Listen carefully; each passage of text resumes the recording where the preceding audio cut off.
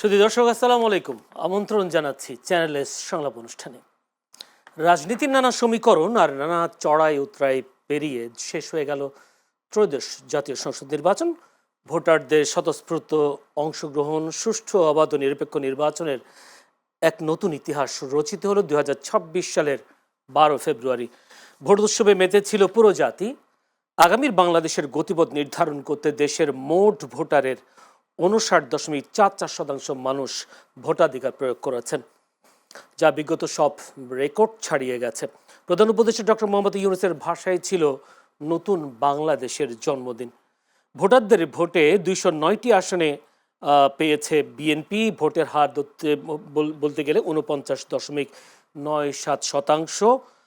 জোটগত আসন পেয়েছে 212টি। অন্যদিকে জামায়াত ইসলামী জোট আসন পেয়েছে, জামায়াত ইসলামী পেয়েছে 68টি। ভোটের হার 31.76%।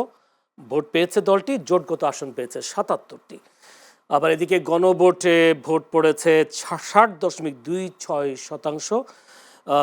হ্যাঁ ভোট দিয়েছেন 4,80,74,429 জন ভোটার।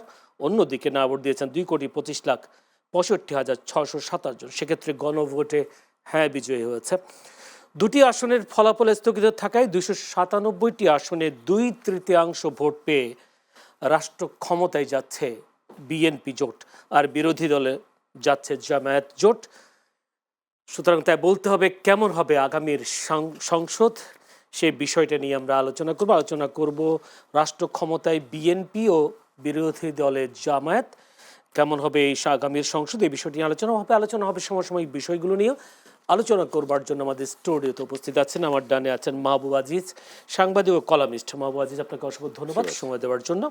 আমার বাইরে আছেন শাফিউদ্দিন আহমেদ, সভাপতি রিপোর্টার্স এগেইনস্ট করাপশন র্যাক।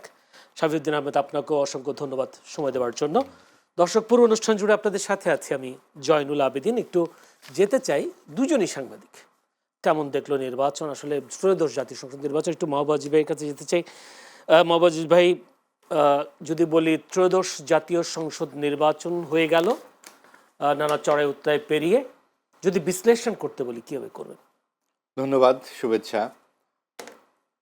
দেখুন, একটি আকাঙ্ক্ষিত নির্বাচন, পরপর তিনটি পাতানো নির্বাচনের পর একটি রক্তক্ষয়ী গণ অভ্যুত্থান শেষে মানুষের উৎকণ্ঠা, আগ্রহ অনিঃশেষ ছিল এই নির্বাচনের ব্যাপারে, এবং সেটাই আমরা লক্ষ্য করলাম। সকাল থেকে সারা দেশ জুড়ে মানুষ স্বতঃস্ফূর্তভাবে ভোট দিয়েছে, এবং যেটা খুব লক্ষ্য করবার মতো ব্যাপার, গত 18 মাসে আমরা দেখলাম যে খুব নাজুক নিরাপত্তা ব্যবস্থা, বিভিন্ন জায়গায় মব সন্ত্রাস, সরকার অনেকটা অদক্ষ, কিন্তু নির্বাচনের দিন আমরা একটি সম্পূর্ণ নতুন সরকার দেখতে পেলাম।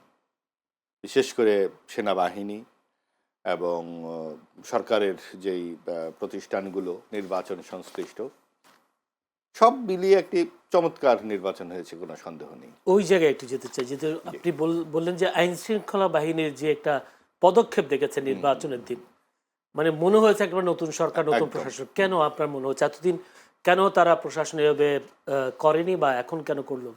যদি আপনার পার্থক্য করতে বলে, এটা তো আসলে আমরা বিশ্লেষণই কেবল করতে পারি। একদম গোড়ায় কি ঘটেছে তা তো আর আমরা জানি না, তবে গাছের ডালপালা দেখে তো গাছের নাম বোঝা যায়। সেরকম এই সরকার দায়িত্ব নেবার পর কিন্তু সরকারের ভেতরেই যেন কয়েকটি সরকার কাজ করেছে।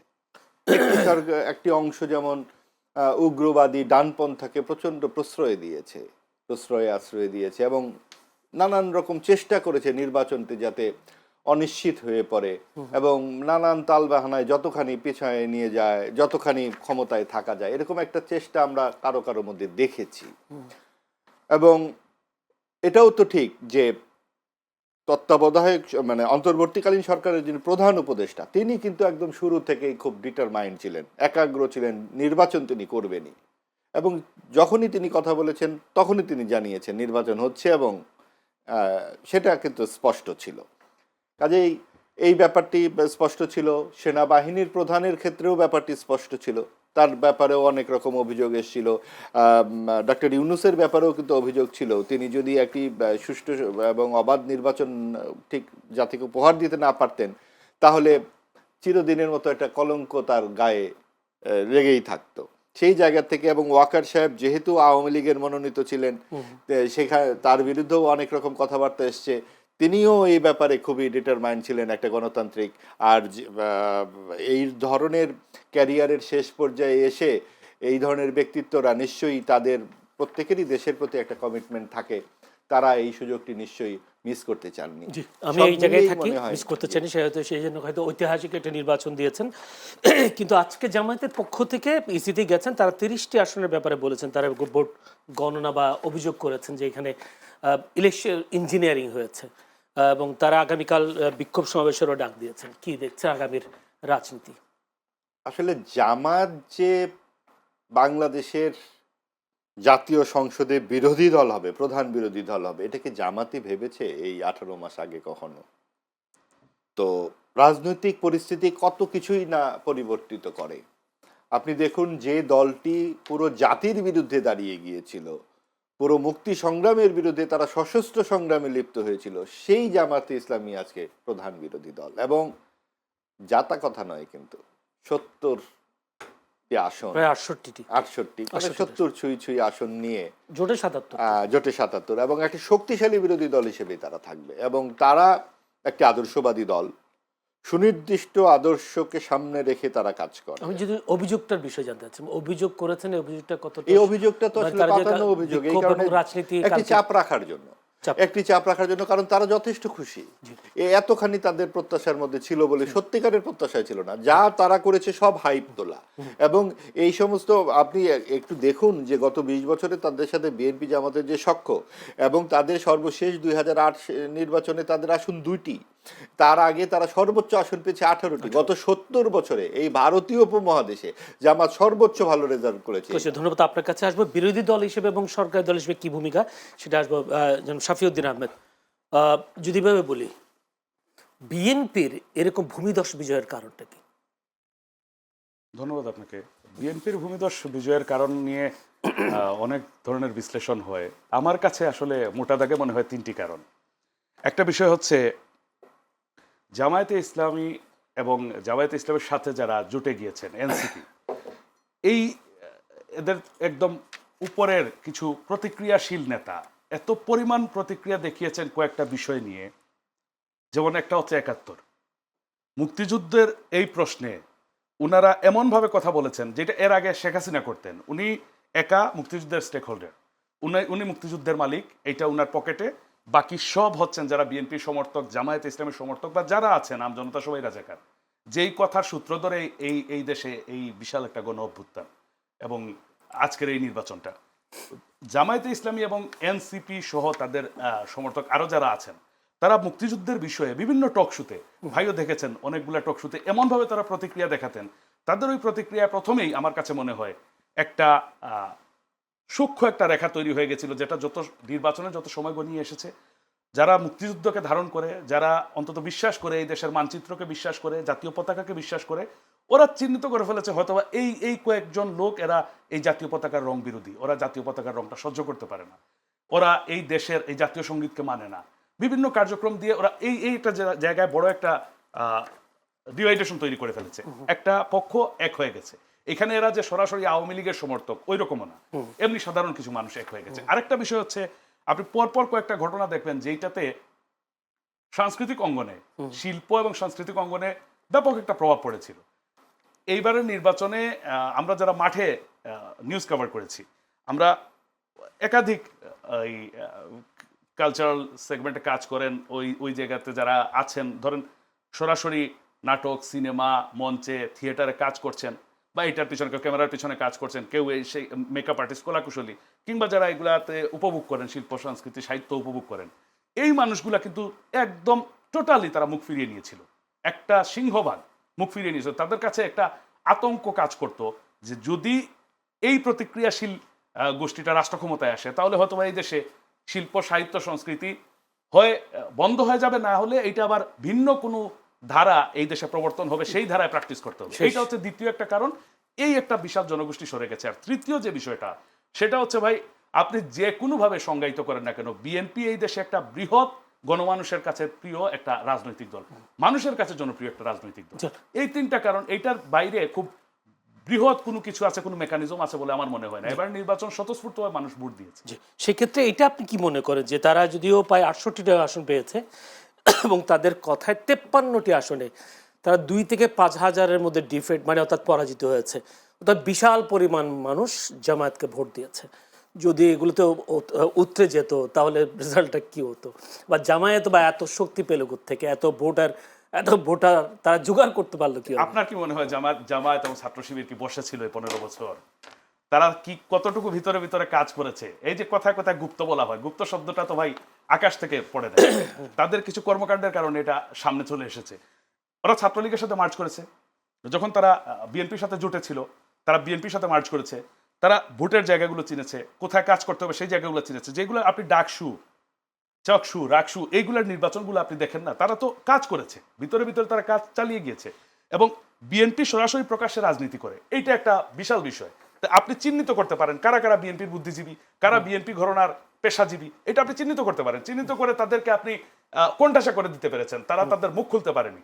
কিন্তু শিবির করেছে, জামাত করেছে, আপনি ওদেরকে চিহ্নিত করতে পারেননি। তো এই 15 বছরে তাদেরকে চিহ্নিত করা যায়নি। তারা সবার সাথে মিলেমিশে একটা ধরেন অভিযোজন প্রক্রিয়া গ্রহণ করে তারা মিলেমিশে ছিল। এই কারণে তারা তাদের কাজ, কিন্তু তারা তাদের পারপাস, এজেন্ডা সবকিছু তারা বাস্তবায়ন করেছে। এগুলো করে করে তারা একটা বিশাল জনগোষ্ঠীর অথবা টার্গেট কিছু লোকজনকে টার্গেট করেছে, তাদের সাথে কাজ করেছে। আপনি ছোট্ট একটা উদাহরণ চিন্তা করেন, উত্তরবঙ্গের জামায়াতের এই এতগুলা বিজয়ে জাতীয় পার্টি নাই ওইখানে, মানে ব্যাপক জনপ্রিয়তা জাতীয় পার্টি।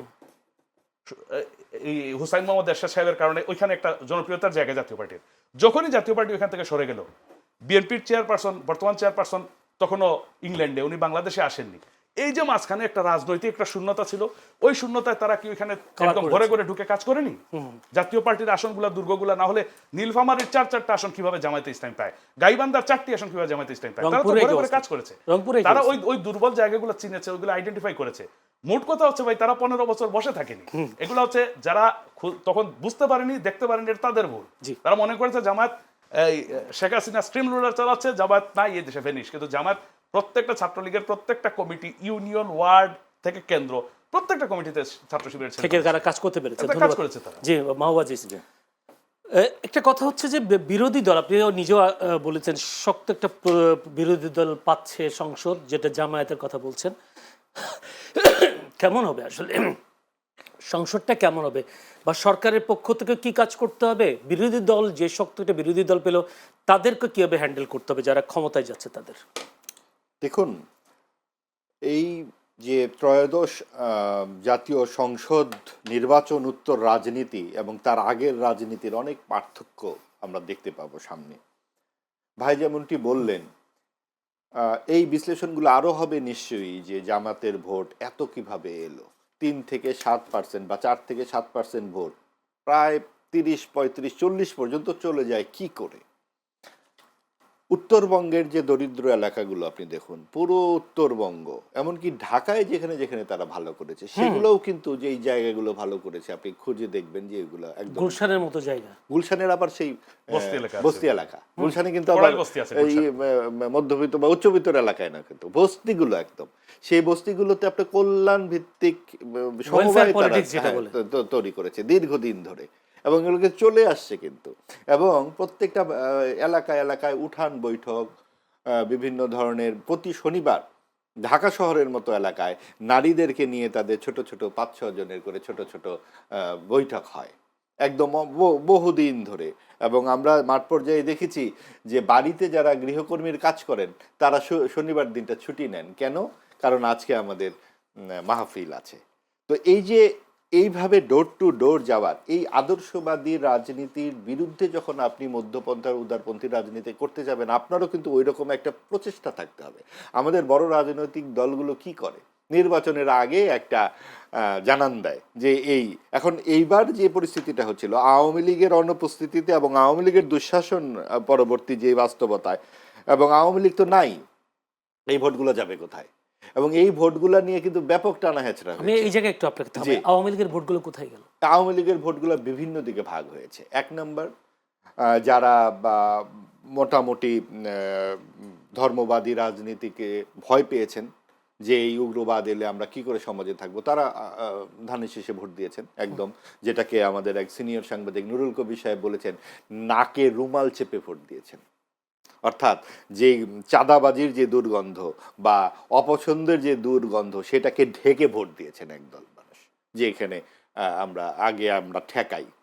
আরেক দল ভোট দিয়েছে, আওয়ামী লীগের ভোট যদি আমরা 33% ধরি, না সব এগুলো ভাগ হয়ে গেছে। আচ্ছা, এটা হলো এক অংশ।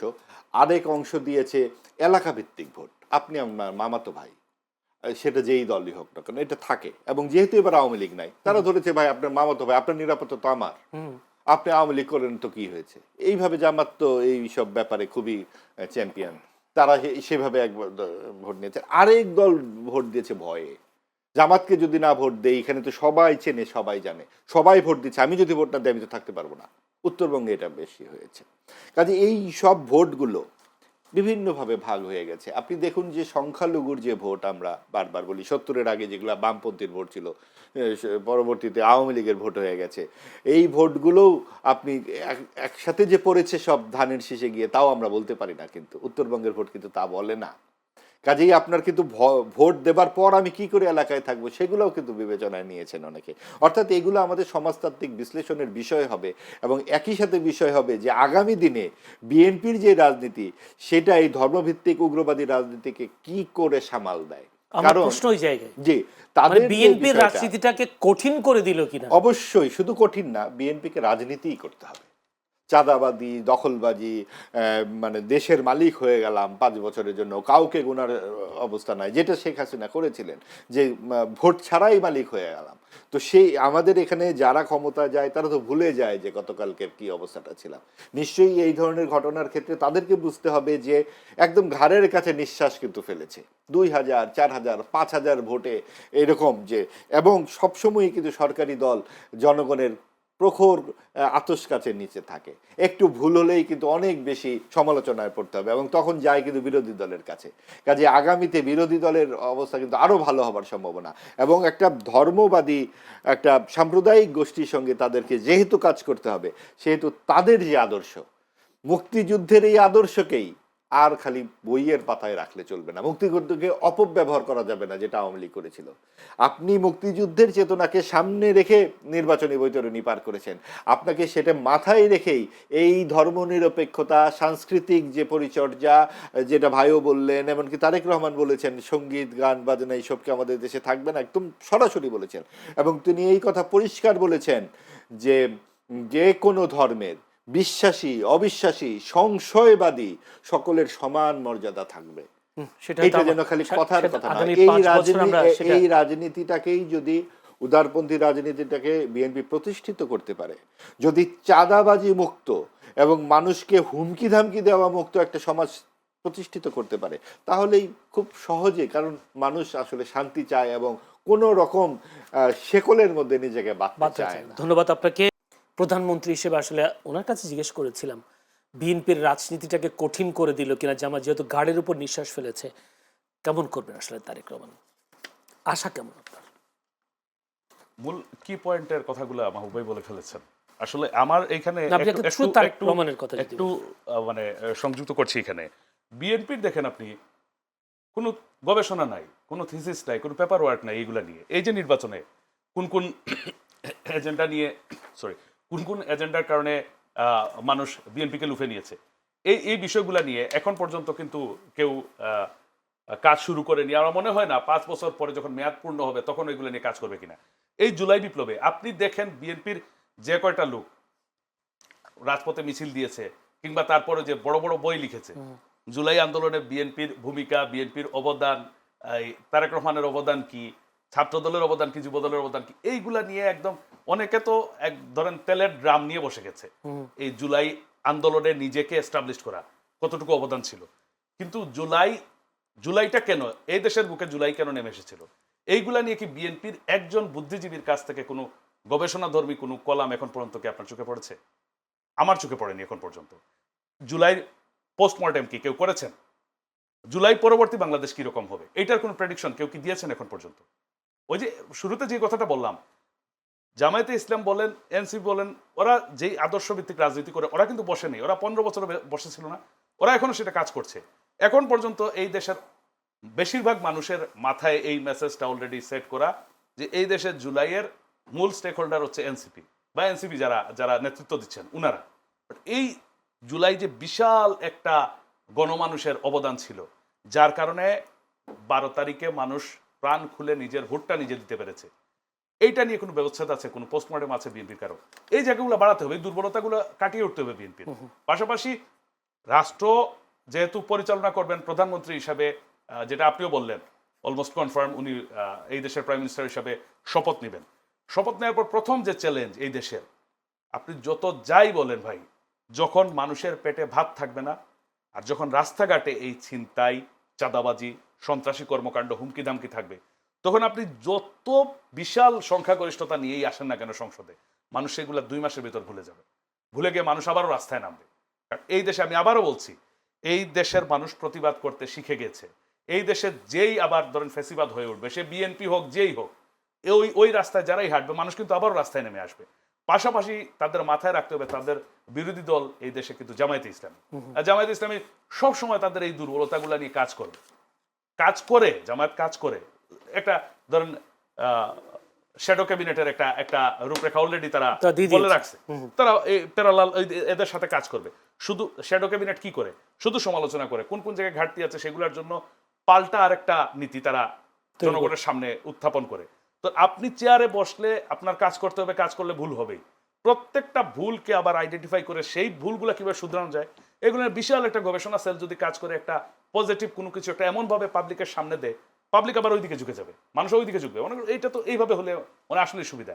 আপনি দ্রব্যমূল্যের ঊর্ধ্বগতি যদি হয়ে যায়, এই দ্রব্যমূল্যের আবার নিয়ন্ত্রণে আনার কি প্রক্রিয়া আছে, সেটা বাস্তবতা সম্মত হোক আর না হোক, যখনই জনগণ দেখে তাদের পক্ষে কেউ দাঁড়িয়ে গেছে, জনগণ তাদের পক্ষে ওই লোকের পিছনে দাঁড়িয়ে যায়।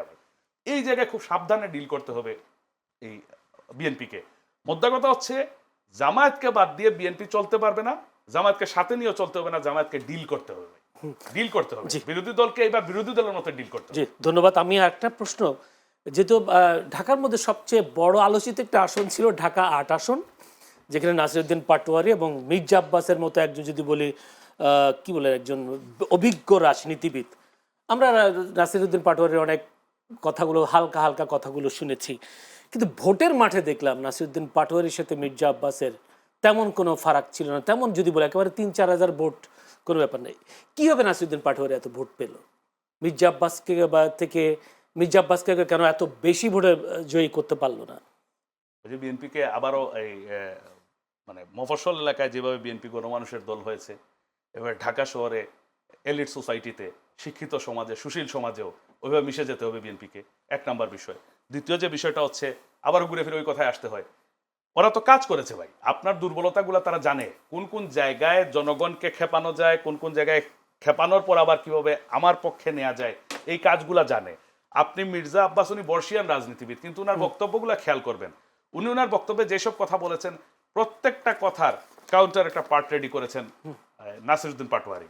উনি সেইগুলাকে হাস্যরসের ছলে হোক, ব্যঙ্গ করে হোক, কিংবা কখনো লজিক দিয়ে হোক, প্রত্যেকটা জিনিস উনি খণ্ডানোর চেষ্টা করেছেন, এমনভাবে খণ্ডানোর চেষ্টা করেছেন যে এটা আবার গণমুখী হয়। উনি পাল্টা যে যুক্তিগুলো দিয়েছেন সেইগুলো যেন গণমুখী হয়। তার মানে কেউ যে শ্যাডো পার্লামেন্টের ওরা তো প্র্যাকটিস করছে, রাস্তায় তো করে আসছে। তো বিএনপির ওই জায়গাটা এখন পর্যন্ত শক্তিশালী কোনো মানে কাজ করার মতো কোনো ইউনিট, কোনো উইংস এখনো আমার চোখে পড়ে না। হলে এই মির্জা আব্বাসের সাথে নাসিরউদ্দিন পাটোয়ারির যে ভোটের ফারাক বা যেই হাড্ডাহাড্ডি লড়াই, এরকম লড়াই আরো কয়েকটা আসনেও হয়েছে, যেগুলো হওয়ার কথা না। মানে অভিজ্ঞতার দিক দিয়ে বলেন, বিএনপির জনপ্রিয়তার দিক থেকে বলেন, তাহলে আপনার লোককে আমি যখন আমার লোক করে নিব, তার মানে কি পরিমাণ পরিশ্রম করতে হয়েছে ওই লোকের পিছনে। জি, ধন্যবাদ মাহবুব আজিজ। সে একটি বিষয় দেখলাম, নির্বাচনে ভোট পড়েছে 59.44%, আর গণভোট পড়েছে 60.26%। এর কোনো কারণ আপনি খুঁজে পান? জি, এই বিষয়ে আসবার আগে আমি ওই জামাতের ভোটের ব্যাপারে যে আলাপগুলো আমরা করলাম, ওখানে একটি প্রসঙ্গ বাদ গেছিল, যে জামাত এত ভোট কিভাবে পেল, বা বিএনপির সব আওয়ামী লীগের ভোট পেল। আওয়ামী লীগের কিছু ভোট কিন্তু জামাতও পেয়েছে। কারণ আপনি দেখুন, কিছু আওয়ামী লীগ আর এমন আছেন যে তারা বোঝাতে চায় যে জামাত আসুক, তাহলে বুঝবেন যে আওয়ামী লীগ কত ভালো ছিল। এইরকম মানে কিছু একটা কিছু মুক্তিযুদ্ধ বিরোধী সংগঠনকে আসুক, আপনারা মুক্তিযুদ্ধের বুঝুন। পক্ষে শক্তি হ্যাঁ, ভোট এখানে দিয়েছে। মুক্তিযুদ্ধের বিষয় না, এটা ব্যক্তিগত রাগারাগির ব্যাপার, যে আপনি আমার নেত্রীকে বাদ দিছেন, এখন আপনারা এই ইয়ের মধ্যে থাকেন, নানান রকম বিধিনিষেধের মধ্যে থাকেন, ধর্ম এই ধরনের আছে বলে মনে হয়। জাতিকে শিক্ষা দেওয়ার জন্য জাতি মানে এলাকা ভিত্তিক কিছু কিছু থাকে না, একদম অনেক ধরনের, এগুলো যুক্তিবোধের বাইরের কিছু ভোট থাকেই। এই সব কিছু মিলিয়ে, এবং আরেকটা ব্যাপার হচ্ছে যে আমরা তো আসলে টোটাল বিষয়টা এখনো বুঝতে পারছি না, যে আপনার 7 থেকে 8% ভোট কি করে 40% হয়। নিশ্চয়ই এখানে অনেক কিছুই জড়িত আছে। আরেকটি কথা আমরা কেন বলছি না যে আওয়ামী লীগ নাই নির্বাচনে, এটাও তো একটা ব্যাপার। এবং আওয়ামী লীগের মতো একটা শক্তিশালী প্রতিপক্ষ যখন নির্বাচনে থাকছে না, আওয়ামী লীগ থাকলে কিন্তু একরকম দৃশ্য হতো, তখন হয়তো বিএনপি জামাতে একদিকেই হয়তো থাকতো।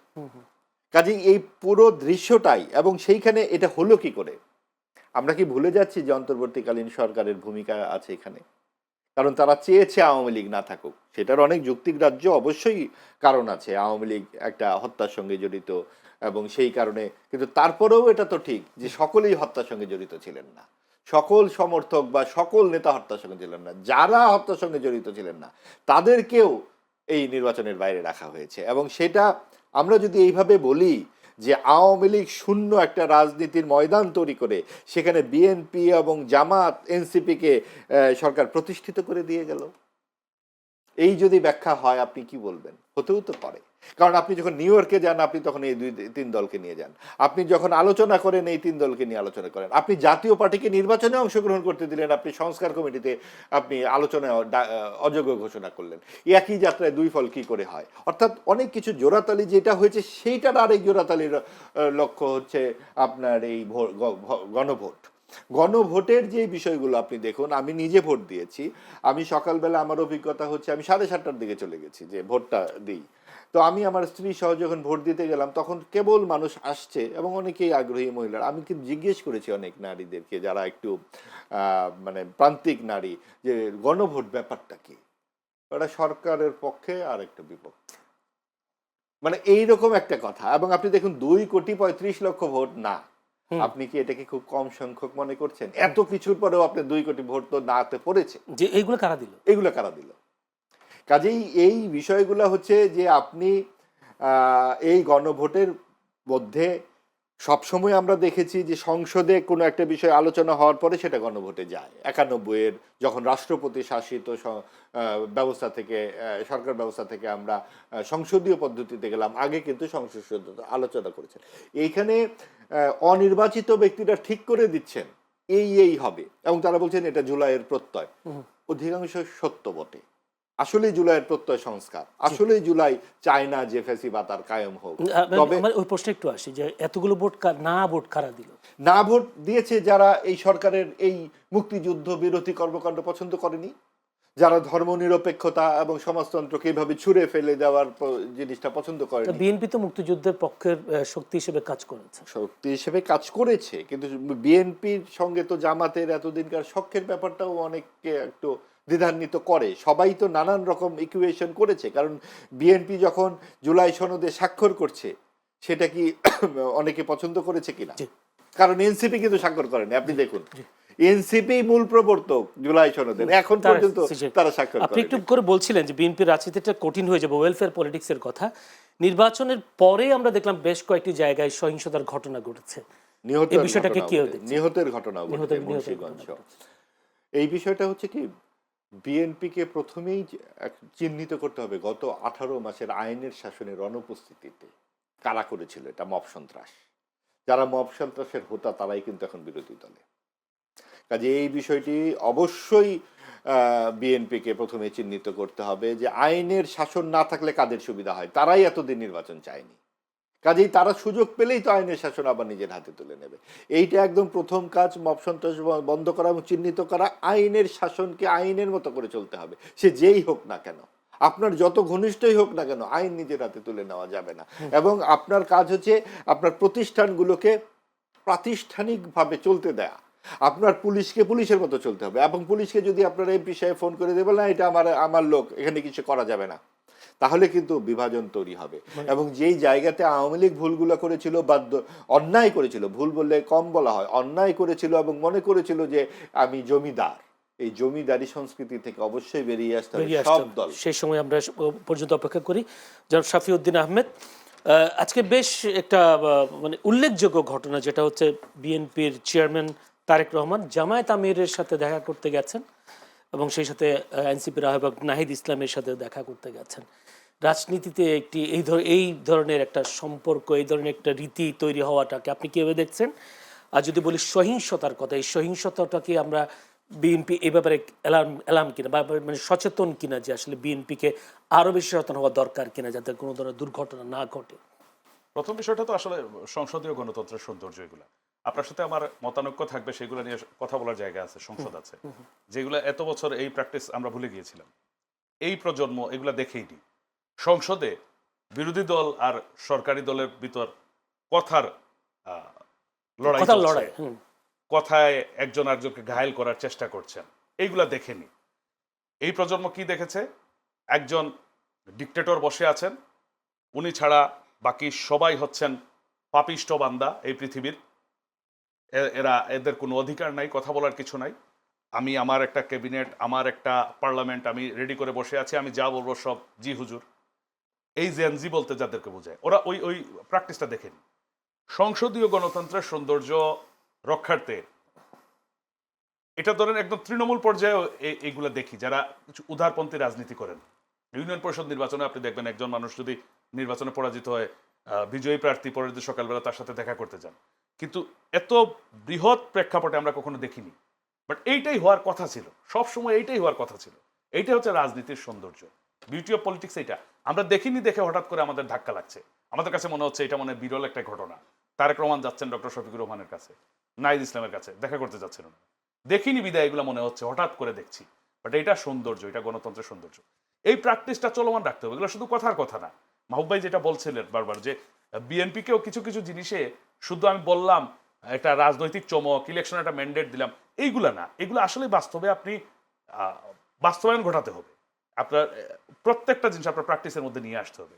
না হলে বিএনপিও আগামী আর 5 বছর পর যখন নির্বাচন আসবে, বিএনপি একটা বড় ধরনের ধাক্কা খেতে পারে যদি এখনই এইগুলা অ্যালার্মিং সিচুয়েশনগুলা যদি ভালোভাবে ডিল করতে না পারে। দ্বিতীয় যে বিষয়টা আপনি বললেন সহিংসতা, দেখেন সহিংসতার এখন পর্যন্ত মানে আনুষ্ঠানিকভাবে যে দায়ভার আপনি বিএনপিকে দিতে পারেন না।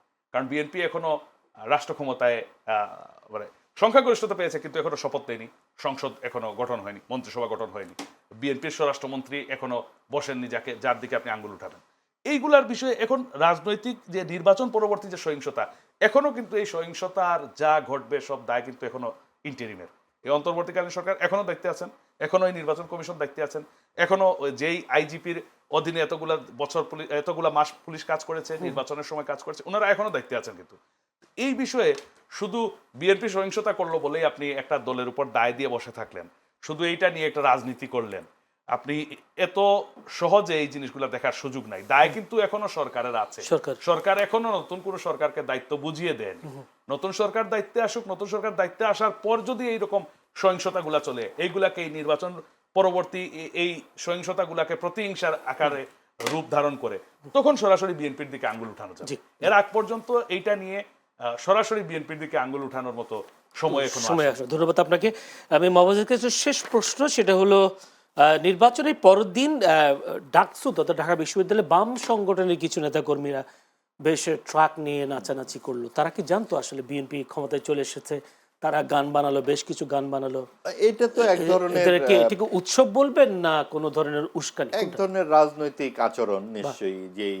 যে অবরুদ্ধ পরিস্থিতি তৈরি হয়েছে বিশ্ববিদ্যালয়গুলোতে শিবিরের, আমরা দেখেছি যে আম্মার কিংবা অনেকের যে নানান রকম আচরণ, সেখানে তো এই ধরনের ছাত্রদের মধ্যে এই ধরনের রাজনীতি নতুন কিছু নয়। তবে আমি এই প্রসঙ্গে একটু কথা বলি।